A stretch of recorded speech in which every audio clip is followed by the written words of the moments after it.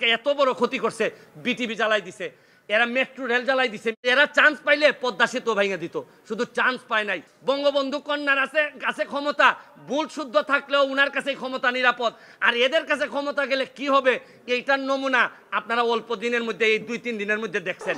অধিকার ছাড়িয়া দিয়া অধিকার রাখিবার মতো বিড়ম্বনা আর নাই, এইটা রবীন্দ্রনাথের কথা ছিল।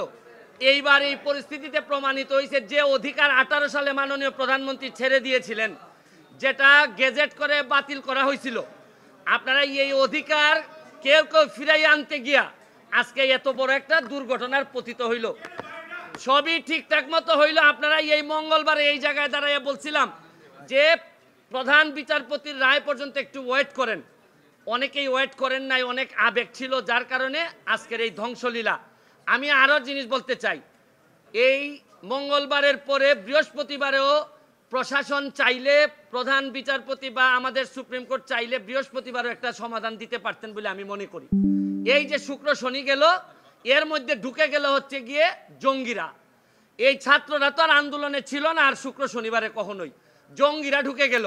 আমি আর এর ভিতরে আরেকটা জিনিস বলতে চাই, আপনারা দেখেন যে অলরেডি আপনারা তো সংবাদ সম্মেলনে আছেন, আর ওইদিকে প্রায় 826 জঙ্গি, সে 80টার মতো রাইফেল নিয়ে ও কোথায় যে ঘুরে বেড়াচ্ছে। আচ্ছা, আপনারা কি মনে করেন যে কোটা আন্দোলন যারা, এরা নিরীহ, এরা হচ্ছে গিয়ে আমাদেরই সন্তান? তারা তো সংস্কারের কথাই চাচ্ছিল, সরকারও সংস্কার চাচ্ছিল, মধ্যখানে এই ঝামেলাটা হয়ে গেল মিসআন্ডারস্ট্যান্ডিং, এবং এই সুযোগটা নিয়ে নিল জামাত বিএনপি, সুযোগটা নিয়ে নিল হচ্ছে জঙ্গিরা। এখন আমি মনে করি এই সরকারের প্রশাসনও, যারা বয়স্ক যারা আছেন, তারাই এই তরুণদের যে সেন্টিমেন্ট এইটা বুঝতে পুরাপুরি ব্যর্থ হয়েছেন। তারা তাদেরকে একদম লাইটলি নিছেন, তারা ভাবছেন যে এরা একটা লাইটলি একটা বিষয়, এবং এইটার ব্যর্থতা আমি মনে করি এই প্রশাসনের আছে।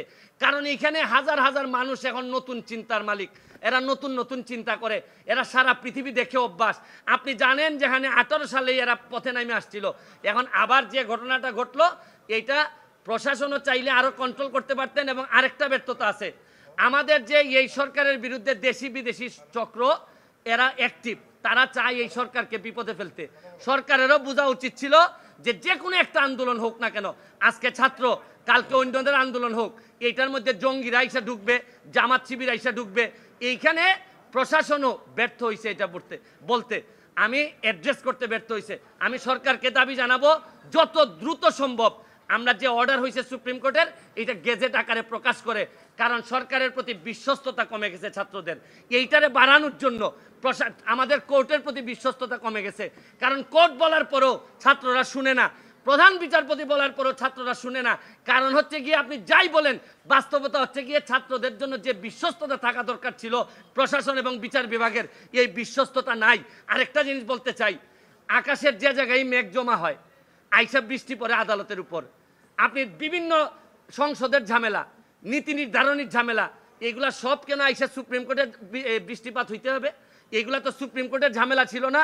সুপ্রিম কোর্টের ইমেজ ক্ষুণ্ণ করার জন্য এই ধরনের মেঘগুলা যথেষ্ট। পলিসি ডিসিশন যেখানে প্রধানমন্ত্রী 18 সালে শেষ করে দিচ্ছেন, এইটারে হাইকোর্টে নিয়ে আসা এইসব ঝামেলা, মানে মেঘ জমে অন্য জায়গায় আর বৃষ্টিপাত হয় হচ্ছে গিয়ে সব সুপ্রিম কোর্টে। আমি বিশ্বাস করি সুপ্রিম কোর্টের ইমেজ এতে ক্ষুণ্ণ হয়, পরবর্তীতে এইসব বিষয়ে যেন আরও সচেতন থাকেন সুপ্রিম কোর্ট, এবং প্রশাসনের জন্য সতর্ক থাকে, এবং দ্রুত আমি মনে করি গ্যাজেটটা দিয়ে আমি বাচ্চাদের যারা আছে তাদেরকে বলবো, তোমরা বাড়ি ফিরে যাও, তোমরা যা চাইছিলা তার চেয়ে বেশি তোমরা পাইছো। এবং এখন রাষ্ট্রকে ঠিকঠাক মতো, যারা আজকে এত বড় ক্ষতি করছে, বিটিভি জ্বালাই দিছে, এরা মেট্রো রেল জ্বালাই দিছে, মিরপুরবাসী এখন সারা 1 বছর কান্না করলে এই পাপ মোচন হবে না। আর এরা চান্স পাইলে পদ্মা সেতু ভাঙা দিত, শুধু চান্স পায় নাই।